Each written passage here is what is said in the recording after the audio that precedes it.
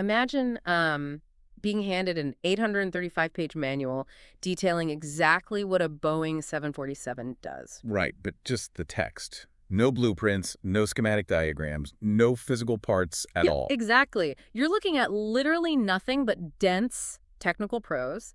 You are locked in a room, and 4 hours later, you walk out having built a completely functional, flyable replica of that plane using entirely different materials. Which is, conceptually mind-blowing. Oh, totally. And the entire manufacturing process cost you about $1,000. Today, we are exploring a technology experiment that basically just did exactly that, but for software. Yeah, we're pulling from a really fascinating article in Tech Reader magazine. It's dated July 21st, 2026, written by Aaron Rose, and it's called the $13,339 database. And the mission for this deep dive is to explore this bizarre event orchestrated by a company called Cursor, because it completely shatters the fundamental assumptions baked into our relationship with technology. It really does, because, we've all been trained to believe that software is something, something other people make. Right, like engineers in giant glass buildings in Silicon Valley. Exactly. Yeah. Working from secret specifications that you and I will absolutely never see. But we are looking at a profound shift in that dynamic here. Yeah, and this isn't just a story about a faster tool for developers to type code, is it? No, not at all. Oh. The Cursor experiment reveals a fundamental change in the nature of communication itself. We are moving into an era of human-machine collaboration where the boundaries between simply describing a complex system and actually possessing that system are rapidly disappearing. Okay, let's unpack this, because to appreciate how insane that $1,000 price tag is, we have to look at the sheer density of what they ask the AI to read and, like, the constraints they put on the system. Right, the constraints were brutal. So Cursor took hundreds of AI agents and fed them the technical manual for SQLite. And for anyone who isn't a data architect, we need to ground just how ubiquitous SQLite is. It's everywhere. Think about the app you're using to listen to us right now. Every time you hit pause or save a deep dive for later, that app is talking to a database to remember your actions. That database is almost certainly SQLite. Yeah, it is in your phone, it's in your car, your web browser. It is battle-tested foundational infrastructure for the modern world. And what's fascinating here is that Cursor handed this massive 835-page manual to an autonomous swarm of AI agents with basically a single instruction: just build this. And that's it. They didn't provide any of the original source code. They cut off internet access entirely. Wow, no internet. None. So the AI couldn't search forums or, look up human-written solutions on Stack Overflow. There was absolutely no human intervention allowed once the clock started. Which is wild, because rebuilding a database of this magnitude from scratch, that is a monumental multi-year task for a team of seasoned human engineers. Right. Asking an isolated AI swarm to do it is almost absurd. Which makes the result genuinely mind-bending, because 4 hours later, those agents delivered a completely working implementation of this database. Yeah, and they wrote it in the Rust programming language, and it flawlessly passed a blind test suite of correctness checks that the agents had never even seen. And the total compute cost for the entire operation was exactly $1,339. But wait, the choice of Rust stands out to me. Why didn't they have the AI write this in Python or, something simpler? What makes Rust different? Well, Rust is notoriously strict. It is designed to prioritize safety and performance, which means it forces the programmer to manage memory flawlessly. Right. If an AI makes a tiny logical error in Python, the program might still run until it hits that specific error. But if you make a tiny error in Rust, the compiler simply refuses to build the software at all. Oh, wow. So it's like building a house where the bricks will literally reject the mortar if the chemical mixture is off by a fraction of a percent. That is a perfect analogy. The AI had to interpret this massive document explicitly written for human readers. A dense description of behaviors, edge cases, and systemic guarantees, and systematically construct a flawless, strict architecture from it. That's incredible. What's fascinating here is that we have a term in manufacturing called reverse engineering, where you take a finished physical product, disassemble it, and figure out how it was made. Right, working backward. Exactly. But this was forward engineering. The agents were working entirely from pure documentation, moving from abstract description directly into functional reality. But, rebuilding a world-class database in 4 hours sounds like this overwhelming, terrifying display of raw AI superintelligence. You picture a hyper-efficient hive mind working in perfect, silent Unison. Yeah, that's the sci-fi version. Right, but the real story here, the part of the article that had me genuinely laughing, isn't about how smart the AI was. It's about how incredibly, almost painfully disorganized it was until the human engineers figured out how to manage it. Oh, absolutely. The mechanics of the swarm structure really dictated the outcome. Before Cursor achieved that flawless $1,300 run, they ran multiple configurations to see what would happen. And the first one was a total mess, right? A complete mess. Their initial attempt, the chaotic run, cost $10,565. And the reason for that massive price spike was entirely structural. So what did they do wrong? Well, they took highly capable, very expensive AI models and told them to handle both the high-level architectural planning and the ground-level code execution at the same time. Which triggered an absolute nightmare. The article notes this chaotic run resulted in over 70,000 merge conflicts. 70,000? Which, for anyone who hasn't worked in software, a merge conflict happens when two people try to change the same line of code at the exact same moment. The system basically throws its hands up and says, "Help, I don't know whose work to save." Now, imagine that happening 70,000 times. One single file in this AI's code base had 7,771 competing edits from hundreds of agents all screaming over each other simultaneously. We basically saw the AI display specific failure modes that weren't computational errors. They were organizational failures. Like bad management. Exactly like bad management. Planners simply weren't communicating.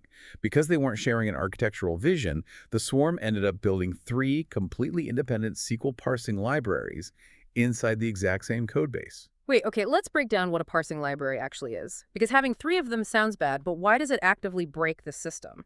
So a parsing library is the component that reads the actual questions you ask the database and translates them into actions.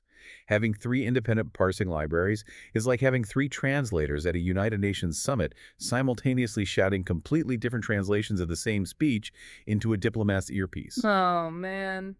That sounds awful. Yeah, the system paralyzes itself trying to figure out which translator to listen to. Furthermore, you had agents aggressively overwriting each other's work on shared files. But then they were also scared to touch other files, right? Yes. Oddly enough, these same agents were simultaneously terrified to modify the core system files. They had been trained on massive human code bases where touching the core architecture usually breaks the company's main product. They acted exactly like nervous, hesitant junior developers. So the AI didn't fail because it wasn't smart enough. It failed because it accidentally recreated human corporate bureaucracy. Precisely. They were basically duplicating effort, stepping on each other's toes, and generating noise way faster than they could resolve it. I mean, it's the most human thing a machine has ever done. And Cursor's solution wasn't to throw more processing power at the problem. The fixes were structural and mirrored human organizational management tools. So how did they fix it? Well, to get the cost down to $1,300, they enforced a rigid hierarchy. They used one single expensive AI model to act as the lead architect, the planner. Then, they deployed a swarm of cheaper, faster models to act strictly as executing workers. So think of the planner model as the general contractor on a construction site, and the worker models as the plumbers and electricians. Exactly right. The general contractor doesn't actually touch a wrench. They just hold the master blueprint and lock the doors to the bathrooms until the plumbers are completely finished, physically preventing the electricians from getting in their way. And that hierarchy worked miracles. It dropped the most contested file from over 7,000 conflicts down to just 47. Wow. Yeah, total conflicts for the entire project fell below 1,000. They supported this structure by introducing shared design documents that the planner agents were explicitly required to reference. They created specialized mediator agents whose sole purpose was to resolve architectural disputes before any code was written. That's wild. They even had to build a custom version control system. Right, I want to highlight that custom version control system because the math behind it is just wild. Standard Git tooling, the software the entire human tech industry uses to save and merge code, typically peaks at handling about 1,000 commits or code saves per hour. Yep. But Cursor Swarm was generating 1,000 commits per second. Why does Standard Git break down at that speed? Because Standard Git is built for human reaction times. When you submit code, the algorithm checks the existing code base to ensure your new code doesn't conflict with anything else. When 1,000 AI agents submit code in a single second, the conflict-checking algorithm mathematically locks up. It just freezes. Exactly. The traffic jam, where 1,000 cars arrive at a four-way stop in the exact same millisecond. The intersection simply cannot process the right-of-way logic fast enough, so traffic halts entirely. Cursor had to engineer a system capable of managing non-human velocity. 1,000 commits per second is just a blistering pace. But honestly, my absolute favorite detail of all the structural fixes, the part we really need to sit with for a second, is this thing they called the field guide. Oh, the field guide is fascinating. It was a shared folder where the AI agents would leave plain text notes for future AI agents to read. Right, the swarm was spontaneously creating its own institutional memory. Wait, they were leaving notes for future AI models? Like, the system realized that raw processing power wasn't enough. It actually needed a history. Yes. When a new agent spun up to fix a bug, it would first read this field guide to learn the unwritten rules of the codebase. It functioned like a digital culture. That is so cool. Because complex systems require memory to function efficiently over time. Otherwise, every new worker makes the exact same mistakes as the last one. It's literally leaving a sticky note on the office fridge saying, hey, the core file is fragile right now. Don't touch the caching mechanism. Exactly. That is equal parts brilliant and terrifying. So they solved the middle management problem, they established a digital culture, and they achieved this massive success for the cost of a high-end bicycle. Yeah, $1,300. So what does this all mean? Like, if you are listening to this right now and software is no longer this untouchable monolithic thing that requires millions of dollars to create, what does it mean to actually own it? If you have the documentation, can you just print your own bespoke software on demand? If we connect this to the bigger picture, we are witnessing the transformation of software from infrastructure into a recipe. A recipe? Yeah, historically, the economics of software development were incredibly rigid. Building a global database required deep systems expertise, months of planning, years of agonizing iteration, and a massive budget. Oh, for sure. Because of that economic reality, software was treated like the electrical grid. It was built by specialists, distributed globally, and the rest of us simply plugged into it without needing to understand how the electricity was generated. Right, you don't rebuild the electrical grid for your house, you just flip the switch and pay the utility bill. We've just accepted that shrink-wrapped, commercially distributed software where you pay a monthly subscription fee and you get whatever features the company decides to give you is the natural state of the universe. But this experiment hints that the shrink-wrapped model is not permanent. The gap between making software and using software is evaporating. Piece of the AI. Exactly. If a comprehensive description of a system is as good as the system itself, you no longer need an army of engineers to customize your digital environment. You just need the recipe, and the AI swarm will cook the meal. This democratizes the creation of highly complex infrastructure. Which shifts the actual bottleneck in the world of technology completely. I mean, if the code itself can be generated instantly and flawlessly like a recipe, then the bottleneck isn't the engineers typing the code anymore. No, not at all.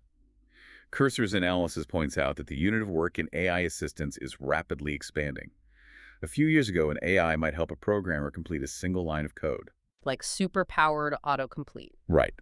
Then it became capable of writing entire blocks of logic. Recently, it advanced to writing complete functions. Now, with autonomous swarms, the unit of work has expanded to the entire specification itself. Wow. The new bottleneck is describing, with absolute precision and completeness, what needs to be built. So the power dynamics of the entire tech industry are flipping upstream. Suddenly, the architects, the product managers, and the technical writers, the people who actually write the descriptions and figure out what the thing should do, become the most critical pieces of the puzzle. Absolutely. The coders were the rock stars for the last 30 years. Now, the technical writers hold the keys. Human intent is being elevated above human execution. The translation step, taking a human idea and translating it into machine logic, is being automated. This makes the description step the new center of the technological universe. If you define the boundaries, the edge cases, and the exact behavior of a system, the swarm manifests it. Wait, let me push back on this, because we need to ground this in reality for a second. SQLite, the database they use for this experiment, is famous in the programming world for being obsessively well documented. Oh, it's pristine. Yeah, its creator has spent decades detailing exactly how it works. But what about the vast, messy terrain of legacy software out there?